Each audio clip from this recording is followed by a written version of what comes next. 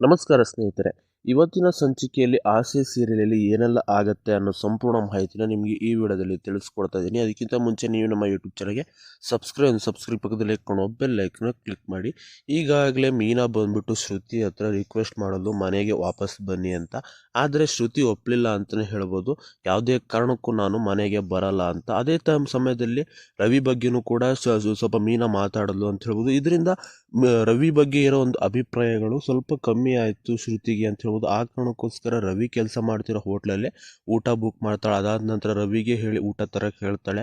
Next ನೋಡಿದ್ರೆ ರವಿನೇ ಬಂದು ಇವಳಿಗೆ ಊಟ ಮಾಡಿಸ್ತಾಳೆ ಅಂತ ಹೇಳ್ಬೋದು. ಇನ್ನೊಂದು ಕಡೆ ನೋಡೋದಾದ್ರೆ ಏನಾಗುತ್ತೆ ಅಪ್ಪ ಅಂದರೆ ಮಾತಾಡ್ತಾ ಶ್ರುತಿ ಏನಪ್ಪ ಹೇಳ್ತಾಳೆ ಅಂದರೆ ಮೀನಾ ಅವರು ಬಂದಿದ್ರು, ಮನೆಗೆ ವಾಪಸ್ ಬನ್ನಿ ಅಂತ ಹೇಳಿದ್ರು ಅಂತ ಹೇಳ್ತಾಳೆ. ಅದೇ ರೀತಿ ಅಲ್ಲೂ ಕೂಡ ರವಿನೂ ಕೂಡ ಹೇಳ್ತಾನೆ, ಸೂರ್ಯನೂ ಕೂಡ ಬಂದಿದ್ದ, ಅಲ್ಲೂ ನನಗೂ ಹೇಳಿದ್ದ ಬಾ ಅಂತಲೇ ಹೇಳೋದು. ಅದೇ ರೀತಿ ಅಲ್ಲೂ ಕೂಡ ಒಂದು ಜಗಳ ನಡೆಯುತ್ತೆ ಅಂತ ಹೇಳ್ಬೋದು. ಏನಪ್ಪ ಜಗಳ ಅಂದರೆ ನಾನು ಯಾವುದೇ ಕಾರಣಕ್ಕೂ ನಿಮ್ಮ ಮನೆಗೆ ಬರಲ್ಲ. ರವಿ ಏನು ಹೇಳ್ತಾನಪ್ಪ ಅಂದರೆ ಹೋಗೋಣ ಬಾ ಶ್ರುತಿ ಅಂತ ಕರೀತಾನೆ.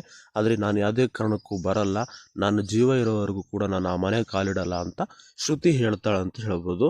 ಅದೇ ರೀತಿ ಅಲ್ಲಿಗೆ ಅದನ್ನು ಕಟ್ ಮಾಡ್ತಾರೆ ಅಂತ ಹೇಳ್ಬೋದು. ನೆಕ್ಸ್ಟ್ ನಾವು ನೋಡೋದಾದರೆ ಇಲ್ಲಿ ಶಾಂತಿ ರವಿಗೋಸ್ಕರ ಮತ್ತು ಶ್ರುತಿಗೋಸ್ಕರ ನಾನು ಯಾವುದೇ ಕಾರಣಕ್ಕೂ ಊಟ ತಿಂಡಿ ಯಾವುದೇನು ಕೂಡ ಮಾಡಲ್ಲ ಅನ್ನೋದನ್ನ ಒಂದು ಹಠ ಹಿಡಿದು ಕೂತ್ಲು. ಇದನ್ನೇ ಅಡ್ವಾಂಟೇಜ್ ತಗೊಂಡಂಥ ಸೂರ್ಯ ಏನು ಮಾಡ್ತಾನೆ, ಹೇಗಾದರೂ ಮಾಡಿ ಶಾಂತಿ ಹತ್ರ ಊಟ ಮಾಡಿಸ್ಲೇಬೇಕು ಅನ್ನೋ ಕಾರಣಕ್ಕೋಸ್ಕರ ಇಲ್ಲಿ ಶಾಂತಿ ಊಟ ಮಾಡಲ್ಲ ಅಂತ ಮನೋಜನು ಊಟ ಮಾಡ್ತಾ ಇಲ್ಲ, ಮನೋಜ ಜೊತೆಗೆ ಇಲ್ಲಿ ರೋಹಿಣಿನೂ ಕೂಡ ಊಟ ಮಾಡ್ತಾ ಇಲ್ಲ. ಆ ಕಾರಣಕ್ಕೋಸ್ಕರ ನಮ್ಮ ಸೂರ್ಯ ಏನು ಮಾಡ್ತಾನೆ ಅಂದರೆ ಪಲಾವ್ ತಗೊಬರ್ತಾನೆ, ಸುಮಾರು ಪಲಾವ್ ತಗೊಬರ್ತಾನೆ, ಅದನ್ನು ಬಾಳೆ ಎಲೆಗೆ ಬಡಿಸ್ತಾನೆ. ಇಲ್ಲಿ ಬಾಳೆ ಎಲೆಗೆ ಬಡಿಸಿ ಎಲ್ಲರನ್ನೂ ಕೂಡ ಕರಿತಾನೆ, ಪ್ರಸಾದ ಬಂದಿದೆ ಅಂತ. ಇದನ್ನು ನೋಡಿ ಶ್ರುತಿಗೂ ಕೂಡ ರೋಹಿಣಿಗೂ ಕೂಡ ಇಷ್ಟ ಆಗುತ್ತೆ. ರೋಹಿಣಿನೂ ಬರ್ತಾಳೆ, ಮನೋಜನೂ ಬರ್ತಾಳೆ.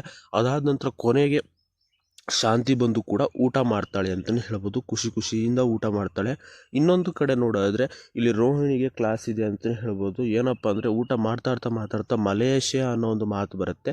ಇಲ್ಲಿ ರೋಹಿಣಿಗೆ ಕೇಳ್ತಾಳೆ ಶಾಂತಿ, ನಿಮ್ಮ ಅಪ್ಪ ಏನು ಇನ್ನೂ ಮಲೇಷ್ಯಾದಿಂದ ಬಂದಿಲ್ಲ, ನಡ್ಕೊಂಡೇ ಬಂದಿದ್ರೆ ಇಷ್ಟೊತ್ತಿಗೆ ಬರ್ಬೋದಿತ್ತು, ಏನು ನಮ್ಮ ಹತ್ರ ಸುಳ್ಳು ಹೇಳ್ತಿದ್ಯಾ ಅಂತ ಗುಂಗ್ರಮ್ಮ ಅಂತ ಈ ರೀತಿಯೇ ಕೇಳಲು ಅಂತ ಹೇಳ್ಬೋದು. ಇದಕ್ಕೆ ರೋಹಿಣಿಯ ಒಂದು ಮಾತುಗಳನ್ನು ಆಡಿಲ್ಲ ಅಂತ ಹೇಳ್ಬೋದು. ಇಲ್ಲಿ ರಂಗನಾಥ್ ಕೂಡ ಕೇಳ್ತಾರೆ, ಯಾಕಮ್ಮ ಇನ್ನೂ ನಿಮ್ಮ ಅಪ್ಪ ಬಂದಿಲ್ಲ ಅನ್ನೋ ಬಗ್ಗೆ ಕೇಳಿದಾಗ ಅವಳು ಏನು ಮಾತಾಡಲ್ಲ ಅಂತ ಹೇಳ್ಬೋದು. ಅದಕ್ಕೋಸ್ಕರ ಶಾಂತಿ ಹೇಳ್ತಾಳೆ, ನಿನಗೆ ಊಟ ಒಂದು ಸರಿಯಾಗಿ ಮಾಡು, ಊಟ ಆದಮೇಲೆ ನಾನು ನಿನ್ನ ಬಗ್ಗೆ ಮಾತಾಡ್ತೀನಿ ಅನ್ನೋದನ್ನ ತೋರಿಸಿದೆ. ಇಲ್ಲಿಗೆ ಈ ಎಪಿಸೋಡನ್ನು ಸಂಪೂರ್ಣವಾಗಿ ಮುಗಿಸುತ್ತಾರೆ ಅಂತಲೇ ಹೇಳ್ಬೋದು. ಇನ್ನು ಸೋಮವಾರದ ಎಪಿಸೋಡಲ್ಲಿ ಏನಪ್ಪ ನಡೆಯುತ್ತೆ ಅಂತ ಹೇಳ್ಬೋದ್ರೆ ಇಲ್ಲಿ ಒಂದು ರೋಹಿಣಿ ಒಂದು ಕಡೆ ಯೋಚನೆ ಮಾಡ್ತಾ ಕೂತಿರ್ತಾರೆ. ಅಲ್ಲಿಗೆ ಶಾಂತಿ ಬಂದುಬಿಟ್ಟು ಏನು ಸುಳ್ಳು ಹೇಳ್ತಿದ್ಯಾ, ಸುಳ್ಳಿನ ಕಂತೆಗಳನ್ನೇ ಕಟ್ತಾ ಇದೆಯಾ, ನಿಮ್ಮ ಅಪ್ಪ ಕೇಳಿದಾಗೆಲ್ಲ ದುಡ್ಡು ಕಳಿಸ್ತಾರೆ, ಆದರೆ ಅವರೇ ಬರಲ್ಲ, ಅವರಿಗೆ ನಿನ್ನ ಮೇಲೆ ಪ್ರೀತಿ ಇದೆ, ಆದರೆ ಅವ್ರನ್ನ ನೀನು ಯಾಕೆ ಕರೆಸ್ತಾ ಇಲ್ಲ ಅನ್ನೋ ಒಂದಿಷ್ಟು ಮಾತುಗಳನ್ನು ಕೇಳ್ತಾಳೆ. ಆವಾಗ ರೋಹಿಣಿಗೆ ಒಂದು ಚೂರು ಮಾತು ಬರಲ್ಲ ಅಂತಲೇ ಹೇಳ್ಬೋದು.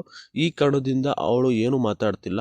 ಅದಕ್ಕೋಸ್ಕರ ನಿಮ್ಮ ಅಪ್ಪ ಬರಲೇಬೇಕು ಅಂತ ಶಾಂತಿ ಹಠ ಹಿಡಿತಾಳೆ. ಅಲ್ಲೂ ಕೂಡ ಅವಳು ಏನು ಮಾತಾಡಲ್ಲ ಅಂತಲೇ ಹೇಳ್ಬೋದು. ಇದು ಇವತ್ತಿನ ಎಪಿಸೋಡ್ ಪೂರ್ತಿಯಾಗಿತ್ತು. ಸೋಮವಾರದ ಮತ್ತೊಂದು ಪ್ರಿವ್ಯೂನು ಕೂಡ ಹೇಳಿದ್ದೀನಿ. ಈ ವಿಡಿಯೋ ಅಷ್ಟೇ, ಲೈಕ್ ಮಾಡಿ, ಶೇರ್ ಮಾಡಿ. ಬಾಯ್ ಸ್ನೇಹಿತರೆ.